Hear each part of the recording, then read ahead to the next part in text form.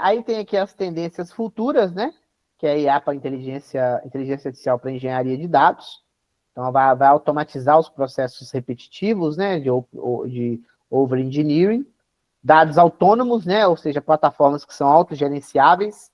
Por exemplo, a gente criou, no caso lá da Stone, né? A gente criou nosso processo de ingestão, né? Que eu até brinquei que a Databricks criou o Data Ingestion depois.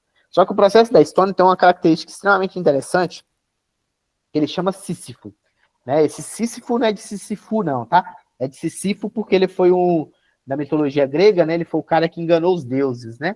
Aí ele foi castigado a subir a uma bola, uma rocha, morro acima, todos os dias, né? Aí durante a noite a rocha volta de novo e todo dia tem que subir. Então, a ideia do Sísifo foi esse fluxo infinito aí de, de processos. E a gente criou um conceito que a gente chamou de sinapses, que é o quê?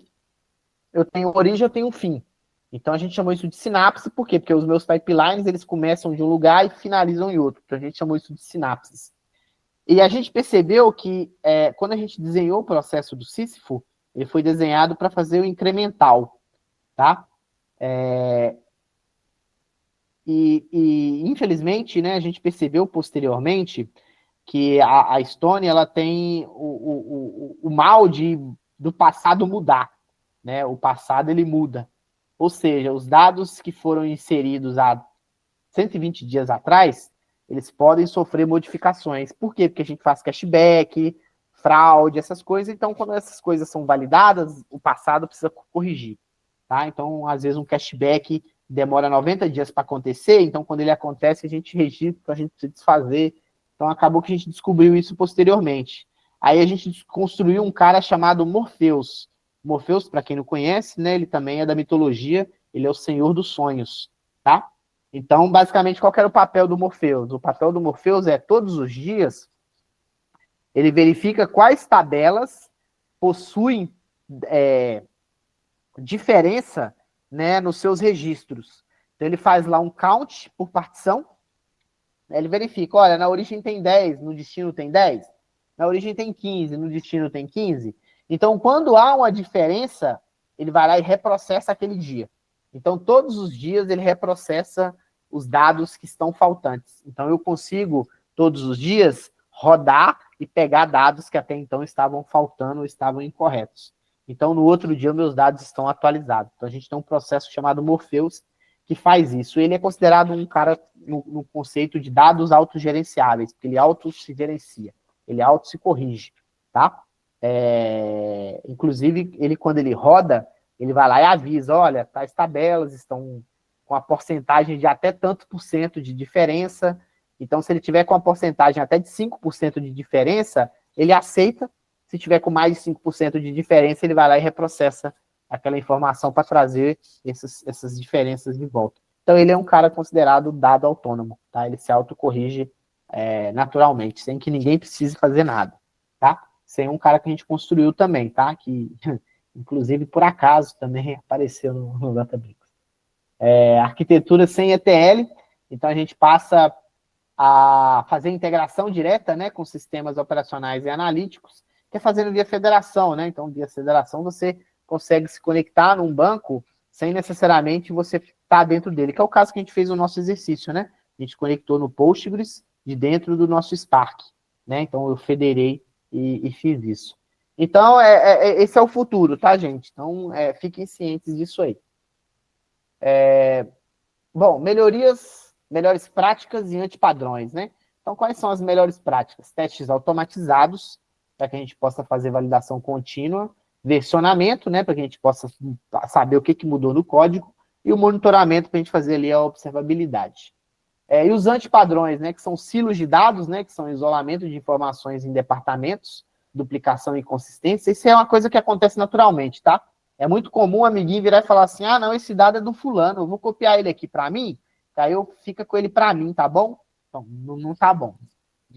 Primeiramente, você está copiando o dado porque você precisa de ler o dado. Agora, por que você precisa modificar esse dado? Não, se você quer modificar, então a gente vai construir para você uma estrutura, né, dentro da camada Gold lá, que você vai usar. Agora não vai ficar copiando coisa aqui não, porque depois essa tabela muda, aí quebra seu processo aí, e aí pronto. Aí código não versionado, né, que são scripts ad hoc, sem controle de versão, impossível rastrear, mudanças, etc. E o débito técnico, né? O débito técnico é o que quebra a maioria das empresas aí quando se fala em soluções novas, tá?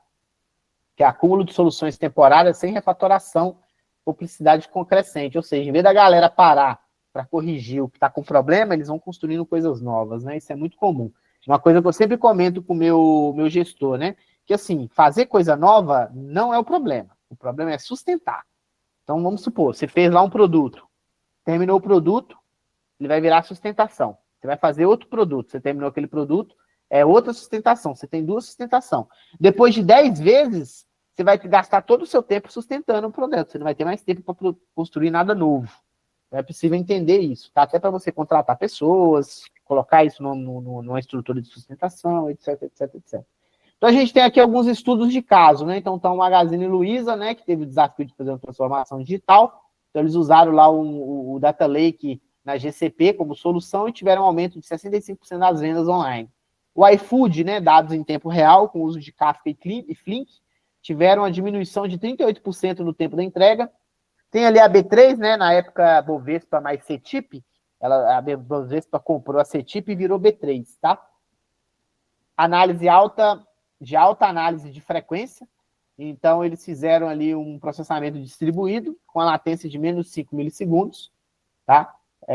E a Petrobras, né, que é Big Data para exploração de dados, né? Eles têm lá um HPC e fizeram um processamento geoespacial, com isso eles tiveram um aumento de 22% de sucesso em perfuração, tá? Então são alguns cases de sucesso aí interessantes. Esse do Petrobras é o caso mais interessante que eu já vi com Big Data em real time. Por quê? Porque quando eles estão fazendo a perfuração da broca, aqueles dados eram armazenados num banco Oracle, tá? E quando eles faziam um select naqueles dados para poder ver a temperatura da broca e coisas nesse sentido, eles tinham um gap de até 5 segundos, ou seja, demorava até 5 segundos para ele coletar a informação. Então, a informação que ele estava lendo estava entre 5 a 10 segundos atrasada em relação ao que realmente existia. Então, quando eles migraram para Big Data, isso passou a ser em real time. Com isso, eles conseguiam capturar a temperatura da broca antes dela atingir o seu limite, né, de temperatura, entre aspas, e começar a deformar. Então, eles davam uma desligadinha, diminuíam, não sei o que, com isso eles começaram a economizar dinheiro com broca e automaticamente aumentaram, né, o sucesso em perfuração, que eles passaram a ser muito mais eficientes, né, porque se uma broca daquela quebra, o processo de troca de broca é extremamente complexo, tá? Então, eles usaram Big Data para fazer essas evoluções.